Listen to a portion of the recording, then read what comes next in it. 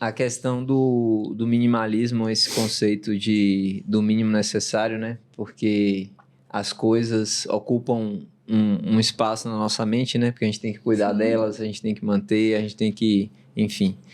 É muito interessante, né? A gente associar a questão, assim, de que quando você pensa em gerir tempo, você falou assim que veja como é que tá o guarda-roupa dela.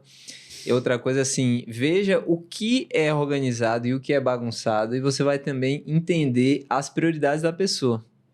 Porque isso revela muito, porque a gente sempre tende a cuidar mais daquilo que é prioridade pra gente. Sim. Então, é aquela coisa, se um determinado alimento ficou perdido e você descobriu que ele estragou, é porque ele não era necessário. Ele estava ali e não foi utilizado.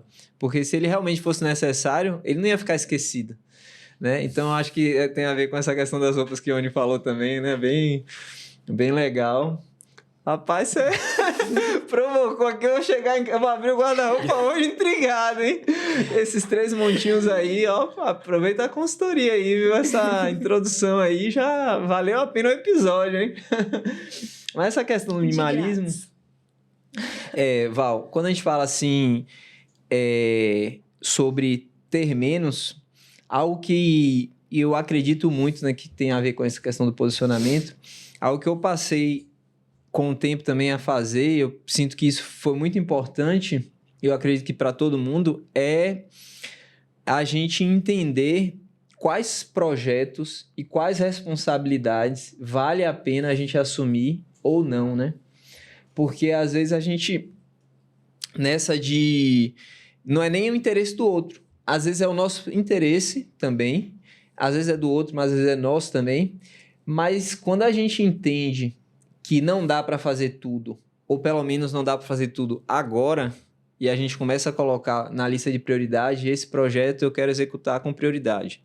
Aí no futuro eu tenho uma visão, um planejamento, tá? Digamos assim, de maneira aqui de stand-by, né? Outro projeto que eu tenho ali para o futuro. Acho que eu acredito que isso também é uma coisa muito importante, né? Para poder a gente conseguir ter paz de espírito em não abraçar todas as possíveis oportunidades, né? Porque às vezes a gente não quer perder nada e acaba também não completando nada, né? Nenhum projeto.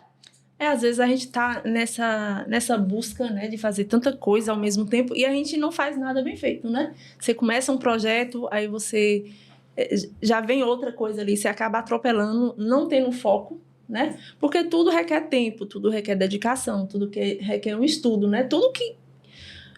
nas mínimas coisas que a gente vai fazer, a gente precisa se dedicar. E aí, quando a gente tá nesse atropelo de muitas coisas ao mesmo tempo, acho que acaba não fazendo nada tão bem feito.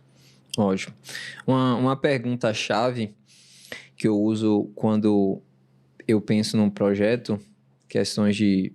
principalmente olhando pelo longo prazo, né? Quando a gente tem algumas experiências na vida, a gente começa a ficar mais seletivo, né? A gente comete alguns erros e a gente não quer errar igual, então a gente começa a ficar mais seletivo, né? Uma das coisas que eu uso como critério é me questionar se eu gostaria de fazer aquilo antes de morrer. Se é uma coisa que para mim valeria a pena eu me dedicar para eu aproveitar a minha vida, se é um projeto importante na minha vida, entendeu?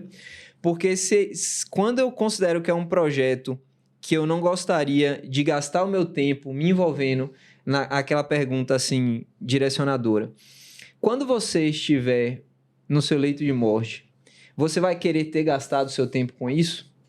Então, se algum projeto é algo que eu penso que eu não gostaria de ter... Aí entra aquela questão, né? Que às vezes o pessoal está tão focado no financeiro, e não que não seja importante, porque é importante, mas sempre que possível você tentar conciliar algo que está alinhado com o seu propósito de vida, né? Com aquilo que você busca para a sua vida, para abraçar projetos que de fato tenham um nível de relevância extremamente alto. Porque aí você, tipo assim, é como se fosse assim, no exemplo de Oni, deixar só as roupas que você gosta muito e usa muito. Quando a gente entende que o tempo é um recurso mais precioso que existe, né? Você começa a fazer o que é importante para você. Porque até você ter essa consciência, você acha que quanto mais coisas você faz... Hoje em dia tá muito na moda dizer que tá na correria, né? E quando a gente fala assim, tô na correria, eu tô abafando, tô na correria. Quando, na verdade, essa não devia ser a realidade, né? E quando a gente descobre isso, a preciosidade do tempo, a gente começa a pegar leve com a gente mesmo, né?